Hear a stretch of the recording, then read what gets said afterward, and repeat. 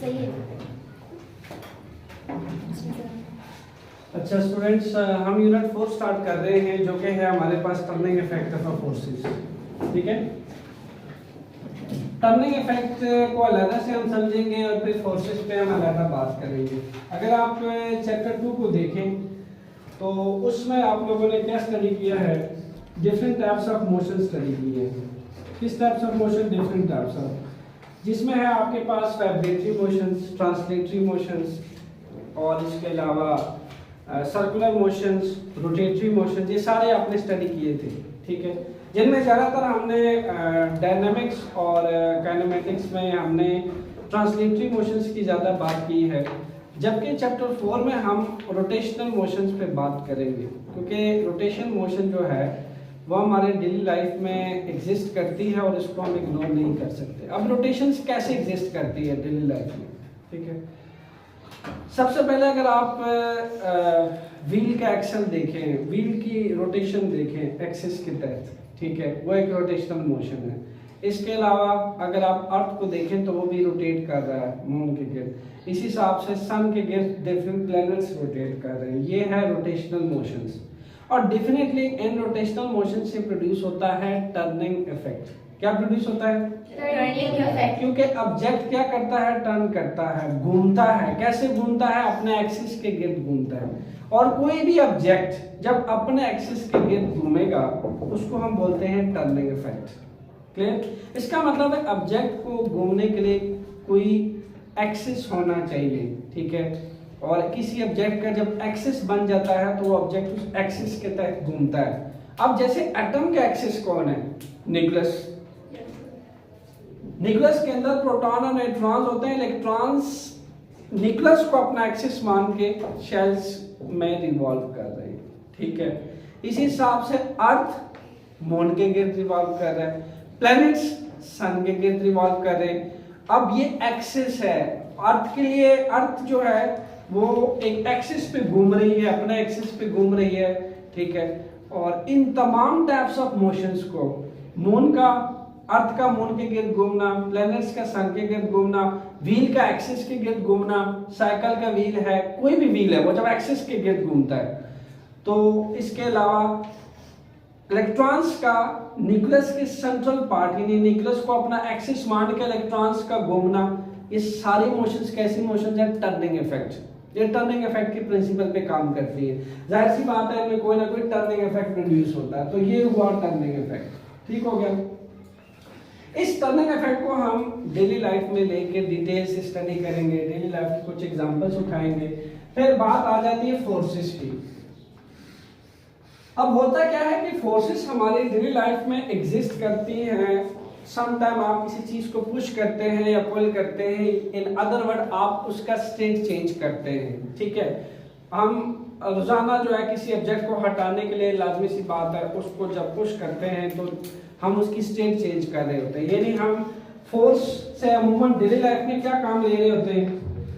Force में हम rest से ऑब्जेक्ट को ज्यादातर हम मोशन में लेके आ रहे होते हैं, या फिर इसी तरीके से कोई ऑब्जेक्ट अगर मोशन में है तो उसको हम रेस्ट में लेके आते हैं।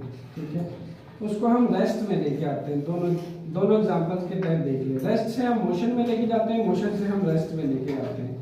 दोनों चीजें के लिए आपको क्या दरकार है? आपको फोर्स दरकार है। अब फोर्स को स्टडी करने के लिए आपको ये पता होना चाहिए कि फोर्स एक वेक्टर क्वांटिटी है। कैसी क्वांटिटी है? वेक्टर क्वांटिटी है। वेक्टर क्वांटिटी कैसी होती है?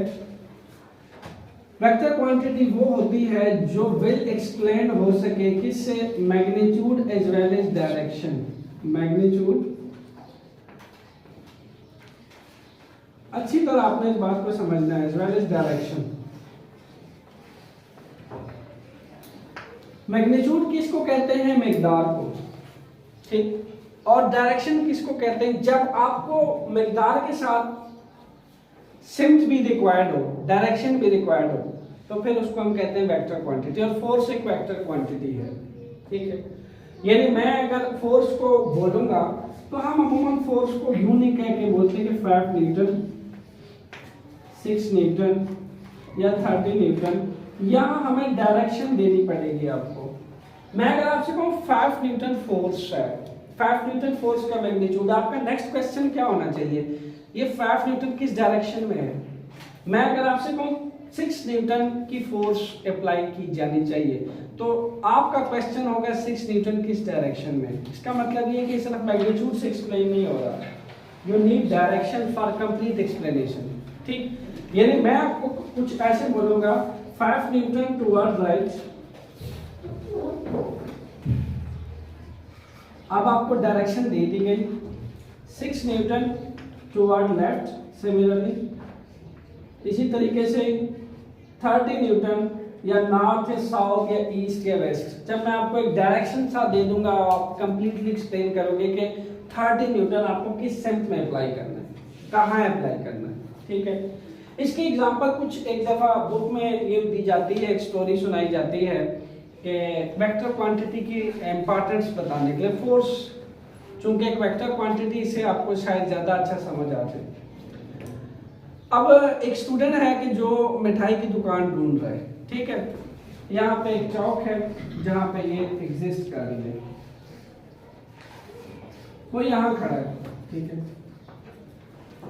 इसको कोई कहता है, ये किसी से यहाँ पे पूछता है, इर्द गिर्द के लोगों से पूछता है कि मुझे जो है वो मिठाई की दुकान बता दें, तो कोई इसको कहता है यहाँ से आप 1 किलोमीटर के फासले पे एक मिठाई की दुकान मौजूद है, ठीक है, 1 किलोमीटर के फासले। अब यहाँ पे जनाब 1 किलोमीटर का फासले पे ये चल पड़ता है।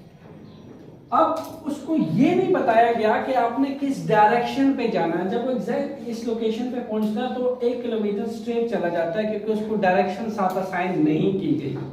ठीक, जब वो यहाँ पहुंचता है, यहाँ पहुंचने के बाद यही बंदा, यही स्टूडेंट जब किसी से पूछता है कि मिठाई की दुकान किधर है, तो यहाँ उनसे कहा जाता है कि आप पीछे छोड़ आए हैं, आप पीछे जाएं, टुवर्ड राइट पे आए तो फर्स्ट शॉप जो है वो मिठाई की दुकान है। यहाँ पे जो टुवर्ड राइट का जिक्र किया गया, दिस इज द डायरेक्शन।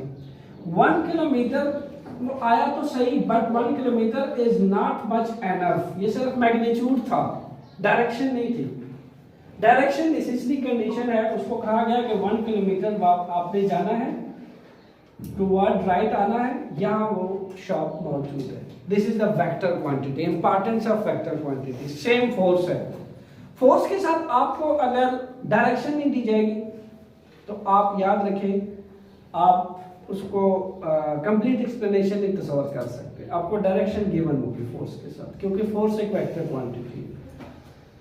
अच्छा, तो फोर्स जहां वेक्टर क्वांटिटी है वहां पे इसकी फिर 2 टाइप्स पढ़ाई जाती हैं।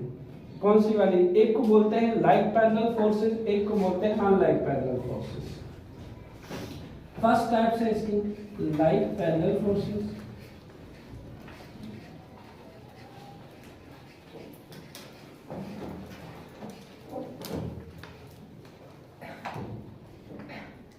और दूसरी टाइप है अनलाइक पैरेलल फोर्सेस।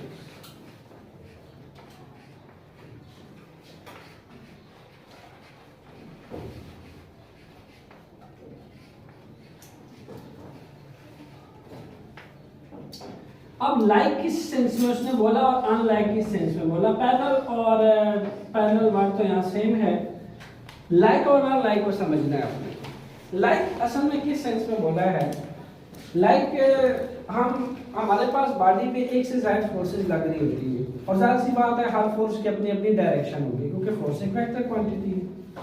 सपोज कि कोई बॉडी है, मैंने आपसे कहा कि अगर उस पर कोई किसी किस्म की अगर फोर्स लग रही है तो एक फोर्स नहीं होती, एक से ज्यादा फोर्स हो सकती है। और किसी बॉडी पे अगर एक से ज्यादा फोर्सेस है, इसका मतलब ये एक से ज्यादा डायरेक्शंस होंगी। क्या होगा? डायरेक्शंस होंगी एक से ज्यादा। अगर एक से ज्यादा डायरेक्शंस होंगी तो अब ये पता लगाना है कि क्या तमाम फोर्सेस जो एक बॉडी पे लग रही है सबकी डायरेक्शन एक जैसी है। अगर तो इन सब की डायरेक्शन एक जैसी है तो उसको क्या बोलोगे? Like parallel forces. मैंने आपसे कहा कि एक बॉडी है, उस पे एक से ज्यादा फोर्स लग सकती है। अब सिंपल मैग्नीट्यूड से तो फोर्स बताने से डायरेक्शन तो तुमको बतानी है। अगर तो इन सब की डायरेक्शन एक जैसी है, मतलब कि वो लाइक पैरेलल फोर्सेस हैं, सबकी डायरेक्शन एक जैसी। यहाँ लाइक का वर्ड डायरेक्शन के लिए बोला गया है, मैग्नीट्यूड के लिए नहीं। मैग्नीट्यूड बड़े डिफरेंट हो किसी का 10 न्यूटन हो, 6 न्यूटन, 15 न्यूटन, 20 न्यूटन, कुछ भी हो, this is a magnitude, but direction एक जैसी होनी चाहिए, सेम एक जैसी होनी चाहिए। ठीक हो गया। अब अनलाइक क्या होगा, सेम बॉडी में अब की बार भी डिफरेंट फोर्सेस लग रही हैं, लगभग 6 फोर्सेस लग रही हैं। आप यूं समझो उन 6 फोर्सेस में से 3 फोर्सेस एक सेंट में लग रही हैं, रेस्ट ऑफ द 3 फोर्सेस किसी और सेंट में लग रही हैं। ये कहलाएगा अनलाइक पैरेलल फोर्सेस। तमाम फोर्सेस का जब डायरेक्शन एक होता है, जब डायरेक्शन एक होता है तो हम बोलते हैं लाइक, यानी सबका डायरेक्शन लाइक है, एक जैसा, एक दूसरे के फेवर में है। जब फोर्सेस का डायरेक्शन एक जैसा नहीं होता तो हम कहते हैं ये अनलाइक है, डायरेक्शन एक जैसा नहीं। ठीक हो गया। तो हमने लाइक और अनलाइक वर्ड किसके लिए यूज किया, सेम डायरेक्शन के लिए। All forces have same direction, all forces have same direction. यहां तमाम फोर्सेस की डायरेक्शन सेम होने वाली है। मैं फिर से रिपीट करूं, मैग्नीट्यूड बड़े डिफरेंट हो, मैग्नीट्यूड बड़े डिफरेंट हो, कोई फर्क नहीं पड़ता, डायरेक्शन सेम होनी चाहिए। ठीक हो गया। इसकी बड़ी आसान सी एग्जांपल आपकी बुक में भी दी गई है, प्रैक्टिकली भी आप करते जा रहे हैं। जब आप मार्ट में जाते हैं, स्पेशली जब आपके हाथ में कार्ट होता है और उस पर आप अपना शॉपिंग की तमाम चीजें कार्ट में डालते हैं, तो आप क्या करते हो, जिस डायरेक्शन पे आप फोर्स लगाते हो आपका कार्ट उसी डायरेक्शन में मूव करता है। ठीक है, ये नहीं, आप और कार्ट दोनों लाइक पैरेलल फोर्सेस एक दूसरे के लिए, both have a like parallel forces. इसके अलावा जो आपकी ओल्ड बुक है उसमें भी एक एग्जांपल दी गई है, जैसे कि आपने ये ऐसे थैला उठाया हुआ है, इसमें छोटा सा फ्रूट डाला हुआ है ऐसे करके, ठीक है, शॉपिंग बैग है आपके पास, उसमें आपने डिफरेंट फ्रूट डाला हुआ है। अब होगा क्या, हर फ्रूट की यहाँ पे डायरेक्शन क्या होगी, सिंपली डाउनवर्ड, इसकी भी डाउनवर्ड, इसकी भी डाउनवर्ड, इसकी कोई ऐसा फ्रूट तो नहीं है जो ऊपर को जाएगा, सब नीचे को आएंगे। तो सब क्या हुए, लाइक पैरेलल फोर्स, क्योंकि इन सब फ्रूट्स का कुछ ना कुछ मैच होगा और उनके मैच की वजह से इनका वेट क्या हो रहा होगा, डाउनवर्ड। तमाम फ्रूट्स का वेट डाउनवर्ड जा रहा होगा और डाउनवर्ड वेट, डाउनवर्ड डायरेक्शन क्या होगी, लाइक डायरेक्शन, और इसे इन तमाम को हम बोलेंगे लाइक पैरेलल फोर्सेस। समझ आ गई, लाइक पैरेलल फोर्सेस। इन सब का जो वेट है it will be downward. Weight आपको पता ना हमेशा कहाँ होता है, डाउनवर्ड होता है। तो आपने अगर एक शॉपिंग बैग में जितनी चीजें डाली हैं और आप उसको लेके जा रहे हैं कैरी करते हुए ऐसे, तो उन तमाम के तमाम ऑब्जेक्ट्स की डायरेक्शन क्या है, downward. These are like parallel forces. और लाइक पैरेलल फोर्सेस सिंपल क्या है कि अगर मेरे साथ किसी टेबल के ऊपर, जैसे आपकी क्लास में टेबल पड़ा हुआ है, 3-4 स्टूडेंट्स हैं, हम 3-4 स्टूडेंट्स उसको पुश कर रहे हैं, ठीक है। अब ये सब क्या कर रहे हैं, सबकी डायरेक्शन क्या है, सेम, इस डायरेक्शन में, टेबल भी उसी डायरेक्शन में जा रहा, तो ये है लाइक पैरेलल फोर्सेस। ठीक है, जब डायरेक्शन सेम होती है। अब थोड़ा सा हम अपोजिट डायरेक्शंस को डिस्कस कर लेते हैं कि अनलाइक पैरेलल फोर्सेस जो है वो कैसी होती है। आपकी टेक्स्ट बुक में एग्जांपल दी गई है कि जब आप साइकिल या व्हीकल्स का जो हैंडल है, जब आप उसको टर्न करते हैं ऐसे, स्पेशली जब आपका टर्निंग पॉइंट आता है, तो उस केस में लाइक पैरेलल फोर्स नहीं होता। अगर आप अपने टेक्स्ट बुक में एरो को देखें तो सिंपली जो है, एक आप जरा मेरे हाथ की मोशन को भी देख सकते हैं, ये जा रहा है टुवर्ड अपवर्ड, ये जा रहा है डाउनवर्ड। ये मैंने आपकी साइकिल्स का जो है वो हैंडल पकड़ा हुआ है, ये देखिएगा टर्निंग देते हुए ये जा रही है। इस फोर्स की डायरेक्शन प्लस में है, इस फोर्स की डायरेक्शन माइनस में है। या यूं कह लें, अगर आप कोऑर्डिनेट के थ्रू समझना चाहते हैं इसको, यूं ऐसे ऐसे, x negative x coordinate system पर है, तो ये आपका प्लस y है, माइनस y है। जब आप हैंडल को घुमा रहे हैं, टर्निंग दे रहे हैं, तो ये अपवर्ड जा रहा है और ये डाउनवर्ड जा रहा है। इन दोनों की डायरेक्शन कैसे, अनलाइक है। लाइक है क्या, नो, अनलाइक है। ये देख सकते हैं, जब भी आप टर्निंग करते हैं मोटरसाइकिल से या साइकिल से, तो हमेशा उसमें टर्निंग पॉइंट आता है उस टर्निंग पॉइंट पे आपकी फोर्सेस लाइक नहीं हो सकती, दिस विल बी अनलाइक। ठीक है, तो ये आपकी बेस्ट एग्जांपल है अनलाइक की। और इसके साथ साथ अनलाइक पैरेलल फोर्सेस आपके पास ऐसे भी हो सकती हैं कि आप बॉडी पे फोर्स पॉजिटिव एक्स में लगा रहे हैं, बॉडी जो है वो पीछे को आ रहा हो, लेट्स सपोज, वो भी आपके पास अनलाइक पैरेलल फोर्स होगी। या फिर आप बॉडी पे फोर्स आप पॉजिटिव वाई में लगा रहे हैं और बॉडी नेगेटिव वाई में आ रहा है, वो भी अनलाइक पैरेलल फोर्सेस होगी। ठीक है, डायरेक्शंस का, डिस्प्लेसमेंट का जो डायरेक्शन है वो भी आपके फोर्स की डायरेक्शन में होना चाहिए, वो भी आपकी लाइक पैरेलल फोर्सेस है। लेकिन इसको मुश्किल नहीं करते मजीद कॉम्प्लेक्स, इसको आसान करते हैं सिंपल। तमाम फोर्सेस की जब डायरेक्शन सेम हो तो लाइक, और तमाम फोर्सेस में से कुछ एक की भी अगर डायरेक्शन डिफरेंट हो गई तो अनलाइक। ठीक हो गया। इसके साथ साथ एक दो टाइप्स हैं जो मैंने आपको बताने हैं। फोर्सेस क्या होती है, बैलेंस्ड फोर्सेस भी होती है, कुछ अनबैलेंस्ड फोर्सेस भी होती है। बैलेंस्ड फोर्सेस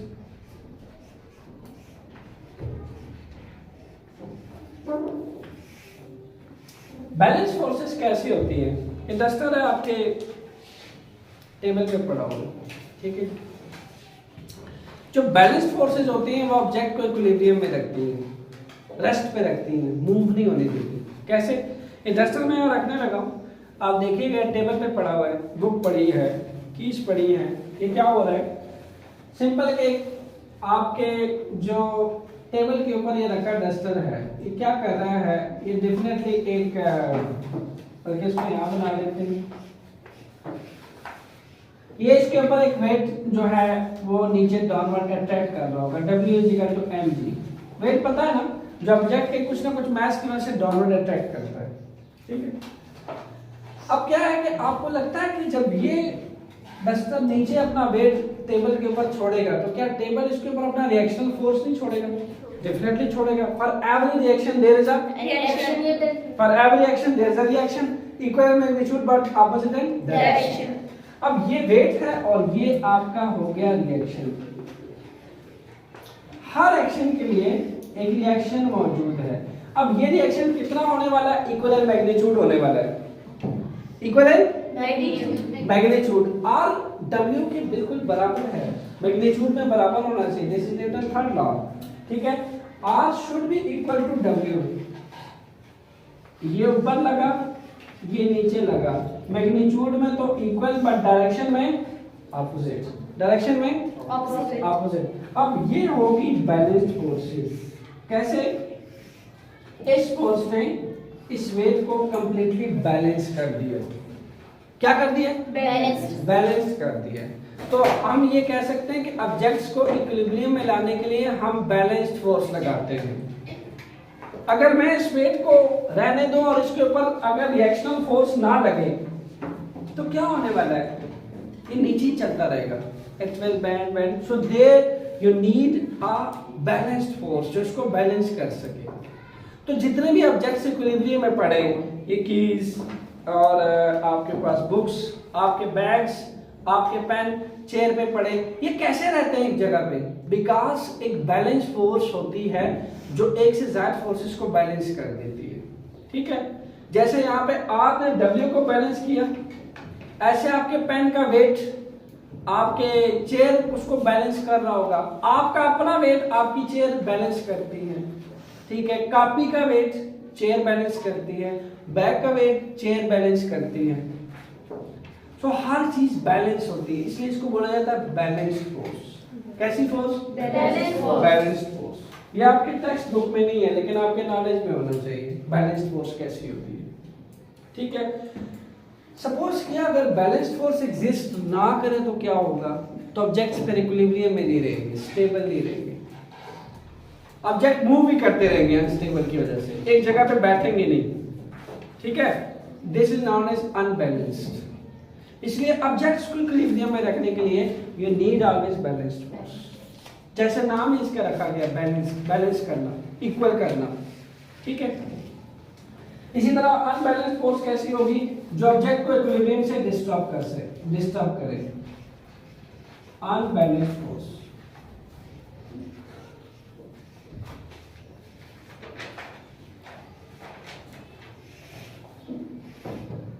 ऑब्जेक्ट को इक्विलिब्रियम से या रेस्ट पोजीशन से डिस्टर्ब करते हैं हम किसी अनबैलेंस्ड फोर्स से।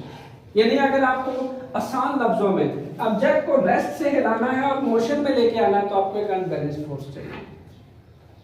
ठीक है, रेस्ट से मोशन में लेके जाने के लिए एक अनबैलेंस्ड फोर्स चाहिए। और अनबैलेंस्ड फोर्स डेफिनेटली इस रेशो को, ये जो अभी हमने डिस्कस किया था, इसको चेंज करेगी।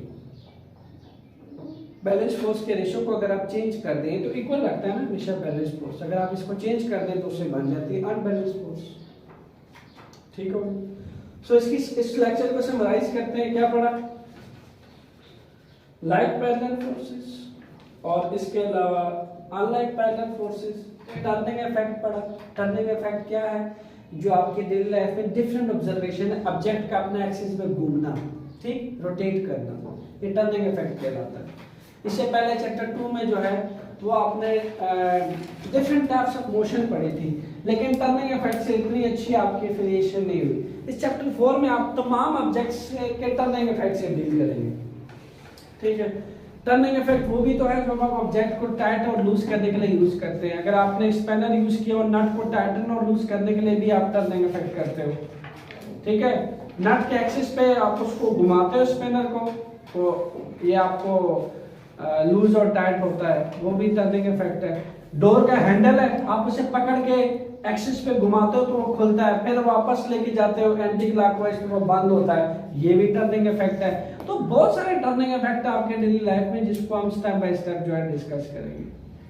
ठीक है, एनी क्वेश्चन बाय स्टूडेंट्स? पूछ सकते हैं, क्वेश्चन है? Yes sir. About this ji sir, balance force paper again वो करें। ओके, बैलेंस फोर्स ये होती है जो ऑब्जेक्ट्स को इक्विलिब्रियम पोजीशन में लेके आती है। ठीक है, इक्विलिब्रियम पोजीशन ये होता है कि जब तमाम फोर्सेस का कंबाइन इफेक्ट जीरो हो जाए, तमाम फोर्सेस का कंबाइन इफेक्ट जब जीरो हो जाए तो वो कहते हैं हम बैलेंस फोर्स। जैसे मैंने आपको आपके इस टेबल से एग्जांपल दी, यहाँ जितनी फोर्सेस लग रही है इन चीजों के ऊपर, ठीक, उन सब का कंबाइन इफेक्ट जीरो हो रहा है। कैसे? तमाम ऑब्जेक्ट्स का इंडिविजुअल वेट एक एक करके उन सब के रिएक्शन फोर्स के बराबर आ रहा है, तो आर और डब्ल्यू दोनों एक दूसरे को क्या कर रहे हैं? कैंसिल। तो कंबाइन इफेक्ट क्या हुआ? जीरो। ऑब्जेक्ट किस में चला गया? इक्विलिब्रियम में। इसको हम कहते हैं बैलेंस्ड फोर्स। वेट तो मौजूद था, उसको किसी और फोर्स ने बैलेंस किया, इसलिए ये कहलाता है बैलेंस्ड फोर्स। और कोई क्वेश्चन? जब एक फोर्स को या एक से ज्यादा फोर्सेस को कोई चीज बैलेंस करे, कोई फोर्स ही उसको बैलेंस करेगी डेफिनेटली, तो वो बैलेंस फोर्स कहलाती है। जी नेक्स्ट क्वेश्चन है? क्लॉकवाइज और एंटी क्लॉकवाइज को किसमें कंसीडर करेंगे? क्लॉकवाइज एंटी क्लॉकवाइज डायरेक्शंस हैं, इसको आप डायरेक्शन में कंसीडर करोगे। जैसे आपके क्लॉक होती है 1 2 ऐसे आते हो आप तो एक क्लॉकवाइज कहलाता है, यूं करके आप ऐसे आते हो तो एक क्लॉकवाइज डायरेक्शन है, और अगर आप यूं जाते हो तो इसको हम कहते हैं एंटी क्लॉकवाइज। ठीक है, this is clockwise and this is anti clockwise. ये डायरेक्शंस हैं, आप जैसे left right up down directions होती हैं, इस तरीके से क्लॉकवाइज एंटी क्लॉकवाइज डायरेक्शन होती है। ठीक है, जब फोर्स है, फोर्स आप समटाइम जैसे अपने नट को अगर लूज करना है तो आप क्या करते हो? आप क्लॉकवाइज आते हो लूज करने के लिए। आपने उसको टाइट करना है तो आप नट को स्पिनर के हेल्प से anti clockwise turning effect produce करते हो। तो हम ऑब्जेक्ट्स को टाइटन लूजन करने के लिए sometime clockwise sometime anti clockwise direction में जाते हैं, जिससे टर्निंग इफेक्ट प्रोड्यूस होता है, जो आपके चैप्टर का टाइटल है। नेक्स्ट सर, ये बैलेंस फोर्स इक्वल कैसे होगी? एक फोर्स इसे बैलेंस करेगी, जैसे आर को डब्ल्यू ने बैलेंस किया। डब्ल्यू वेट से, इन सब का वेट है कि नहीं है आपके ख्याल में? है। यस। तो इसको कौन बैलेंस कर रहा है? इस टेबल का नॉर्मल रिएक्शन, टेबल का नॉर्मल रिएक्शन जो इसके ऊपर अपवर्ड में लगेगा, ऐसे बैलेंस हो रही है। आर जो है वो डब्ल्यू को बैलेंस कर रहा है। सर, इनकी कोई स्पेसिफिक डेफिनेशंस हैं दोनों की? इनकी जी नहीं, बैलेंस्ड और अनबैलेंस्ड फोर्सेस। स्पेसिफिक डेफिनेशन यही है कि आप यूं कह सकते हो कि जो इक्विलिब्रियम पोजीशन होती है वही जहां पे आपके फोर्सेस, तमाम फोर्सेस का कंबाइंड इफेक्ट जीरो हो जाए। ठीक है, तो लिख लें आप लोग, combined effect, if the combined effect of all forces is zero then it is not balanced forces. These are the balanced forces. Combined effect of all forces is zero. Combined effect of all forces is zero. Combined effect all forces is zero से balanced force आ गया, और अगर combined effect of all forces is not zero तो ये आपका unbalanced force आ गया। ठीक है, यहाँ इसके साथ आप लिख सकते हो इज नॉट जीरो, बाकी फिक्र इसी तरह होगा, is not zero, these are unbalanced force. समझ आ गया? Yes, sir. Let's check out.